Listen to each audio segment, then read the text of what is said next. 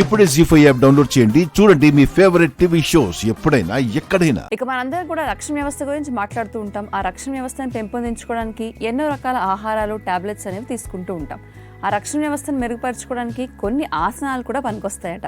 ఆ ఆసనాలు ఏంటో ఈ రోజు మనందరి కోసం డాక్టర్ గారు ఈ రక్షణ వ్యవస్థను మెరుగుపరిచేలాగా పనికొచ్చే ఆసనాలు ఏంటో ఒకసారి ప్రేక్షకులు చూపిస్తారు. అలాగేనమ్మా. మెయిన్ గా ముచ్చటగా 3 ఆసనాలు బాగా ఉపయోగపడే ఉంటాయమ్మా. ఓకే. మత్స్యాసనం, వక్రాసనం, భుజంగాసనం. ఈ 3 మన శరీరంలో ఉండే రక్షణ వ్యవస్థ మెయిన్ గా కాన్సన్ట్రేట్ చేసే ఏరియాస్ ని యాక్టివేట్ చేయడానికి కొన్ని చోట్ల ఎక్కువగా ఉంటాయి అన్నమాట.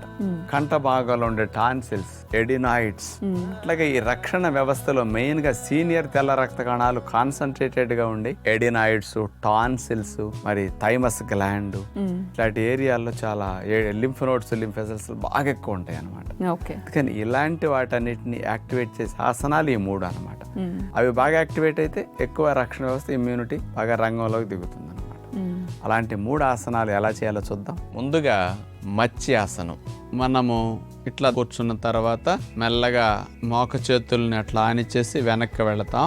అలా పడుకున్న తర్వాత 2 చేతుల్ని మనం తీసుకుని చెవులకి ఇరువైపులా అరిచేతులు అట్లా నేల కానేటట్లు పెట్టి చేతుల సపోర్ట్తో నడుమును పైకి లేపి మెడను వెనక్కి విరిచి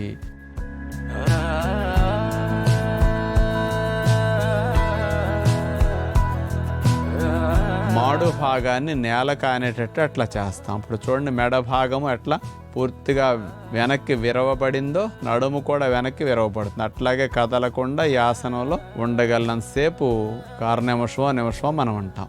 ఇక వండలేనప్పుడు మెల్లగా తీసేసి విశ్రాంతి స్థితి.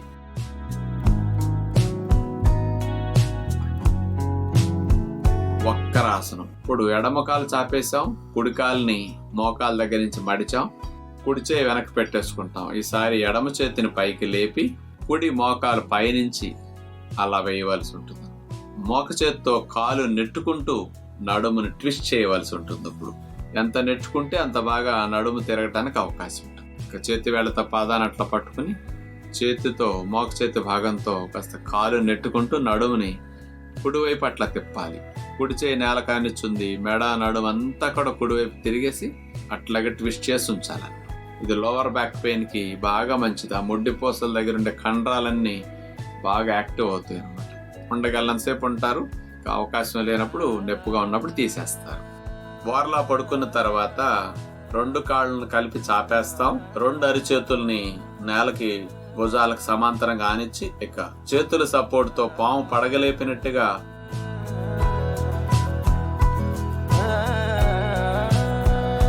మెడని నడువు భాగాన్ని అట్లా పైకి లేపేస్తాం. చేతులు అట్లా స్ట్రైట్ గా ఉంటాయి. చూడండి, ఇది పాము పడగలేపినట్టుగా ఉంచే ఆసనం కాబట్టి భుజంగాసనం అంటారు.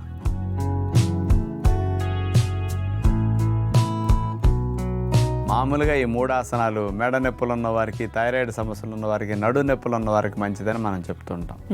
అవి ఉన్నవారు చేస్తే ఇమ్యూనిటీ బూస్ట్ అవుతుంది, ఈ నొప్పులు కూడా ఆటోమేటిక్ గా తగ్గిపోతాయి. ఒక దెబ్బకు 2 పెట్టెల్లాగా 2 రకాల సమస్యలకి ఈ 3 ఆసనాలే పరిష్కారం లాగా ఉపయోగపడుతుంది. చూసారు కదండి, రక్షణ వ్యవస్థని బలపరచుకోవాలనుకునే ప్రతి ఒక్కరు కూడా ప్రతిరోజు ఈ 3 ఆసనాలని ప్రాక్టీస్ చేస్తే బాగుంటుంది అంటున్నారు డాక్టర్ గారు.